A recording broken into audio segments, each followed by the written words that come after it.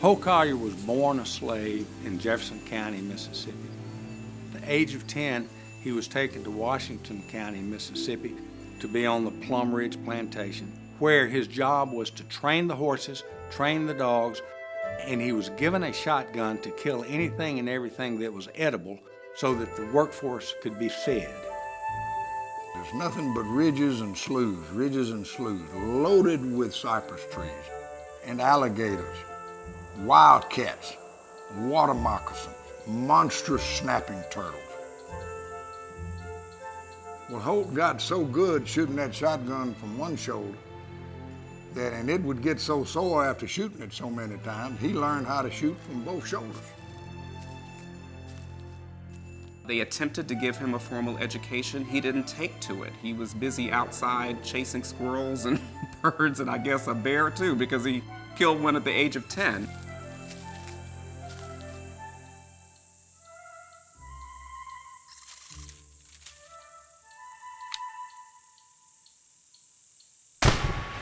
Just 4 years later, he becomes a runaway slave to join his master of the day, Howell Hines, and young Thomas Hines, in the Confederacy. They gave him a job as an orderly in a hospital. At Bowling Green, Kentucky, there was a little skirmish, and he hears the firing, and he takes the haversack and the gun of a patient, and he goes out to the front lines and starts shooting at the Yankees.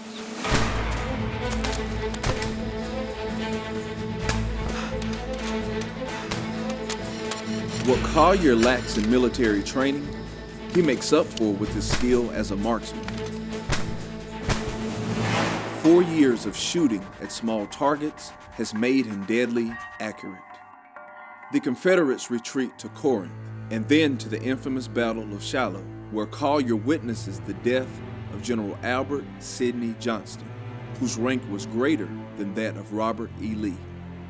And he takes up to riding with Company I, the 9th Texas Cavalry, and he rides with them until the end of the war. Until he died, he always referred to himself as a 9th Texas Cavalry cowboy. Following the Civil War, Collier finds himself under trial for the murder of Captain James A. King, a Union officer who was part of the Reconstruction in the Mississippi Delta. Collier is acquitted, but fearing for his life, friends and family urge him to leave the Delta. Holt went to Texas to get away from here for a little while till things cooled down. Went out and visited his old commander, Saul Ross. Saul sent him out to a camp out in the plains to hire on with a cowboy group. When he got back from Texas, he realized he needed to make a living. The railroads were being built. By this time, the levees were being built. So we had all of this labor in here that needed to be fed. So Holt started hunting. And he knew that a dressed deer carcass would only bring $15 or $20, but a dressed bear carcass would bring $50 or $60.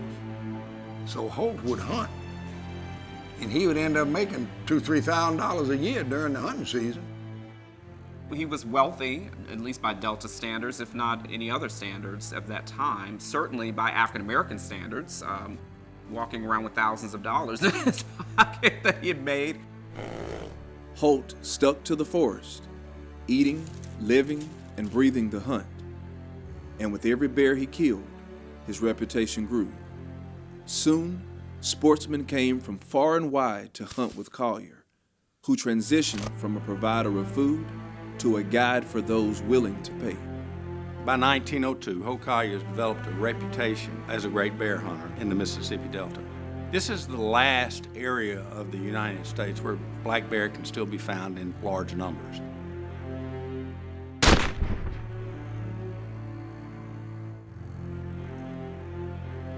The hunt has been described in many publications and is well known as a very aggressive hunt on horseback through the swamps, through the thicket of the wilderness.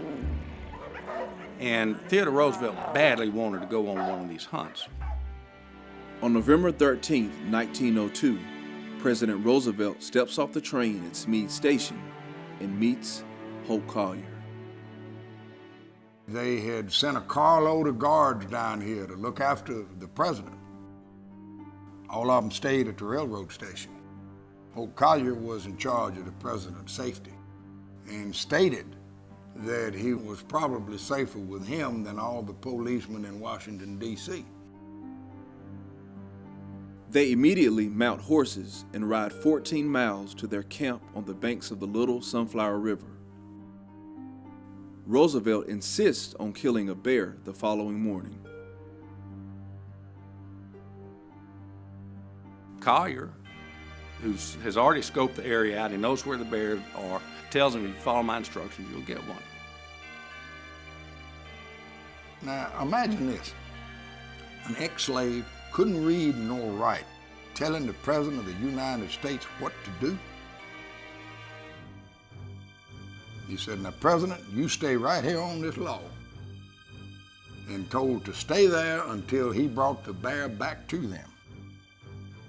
Roosevelt and hunting partner Eugene Foote wait as instructed.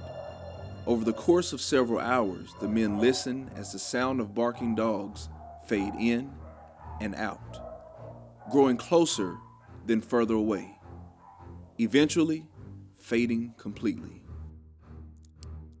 By now, they're getting hungry, so they leave the stand and go back to the camp to get a sandwich.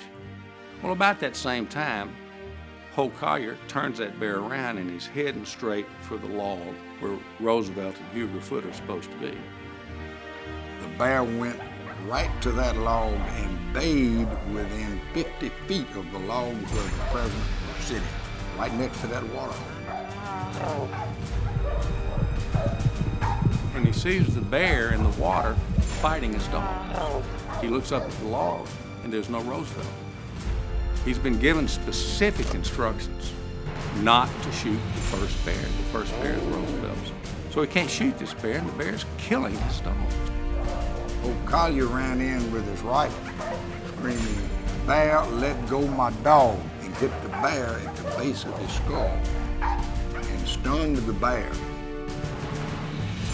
The bear was a full head above him, and now Holt can't shoot the bear because his barrel is bent. So he retreats back to his horse, gets a rope that he had acquired when he was a Texas cowboy, goes back into the water and lassos the bear, brings him back out on a tether, and ties him to a willow tree. Roosevelt rides up, sees the bear tied to a tree, and everybody insists to kill the bear. It'll be a successful hunt. But Roosevelt, ever aware of the journalists back at camp, refuses to kill the bear. The moment would affect both childhood and hunting philosophy for the next century. It gave birth to one principle that the Boone and Crockett Club really strives, and that's the principle of fair chase. Following the hunt, the story of Collier and how he single-handedly captured a black bear measuring 6 feet, 7 inches in height owned the front cover of every major newspaper in the United States for 5 straight days. Enamored by the story, Clifford Berryman creates a cartoon of the hunt entitled "Drawing the Line in Mississippi." Instead of a full-grown bear, Berryman draws a cub. The drawing strikes a chord with children around the country. Toy maker Morris Mitchum gets a brilliant idea. The most popular children's toy of all time is born: the teddy bear.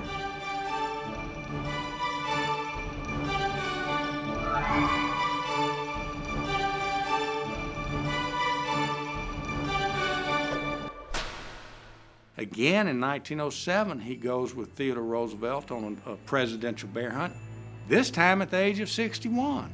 And for 14 days hunts with Roosevelt, and in that particular case, Roosevelt is successful in getting his trophy. Collier has 6 national magazine articles published about him during the course of his lifetime, and is the first sportsman of African descent to receive national fame. Around 2003, both Congressman Benny Thompson and Senator Thad Cochran got together and at our request, and we wanted to try to establish 2 new national wildlife refuges in Mississippi. One in the southern part of Washington County, which was the Holt Collier National Wildlife Refuge, which are the Holt's old hunting grounds. And then another one near Onward, Mississippi. This particular refuge is on the site, or as close as possible to that particular site where the hunt took place.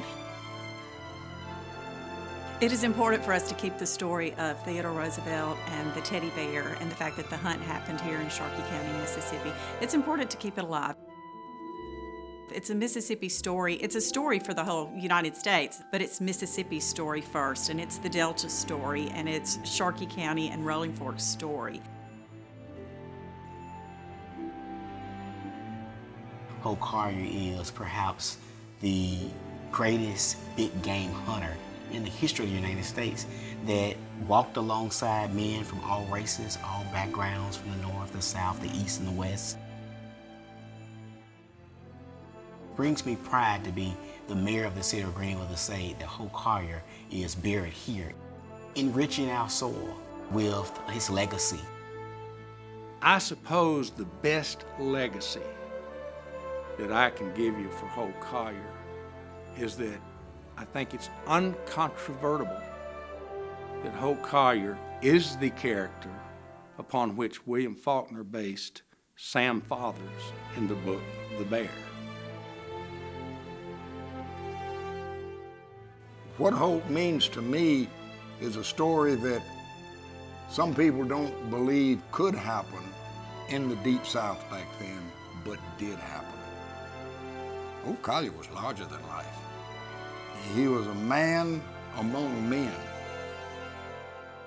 During his 90 years, Holt Collier rode with cowboys, battled outlaws, served as a Confederate spy, and killed more bears than Daniel Boone and Davy Crockett combined.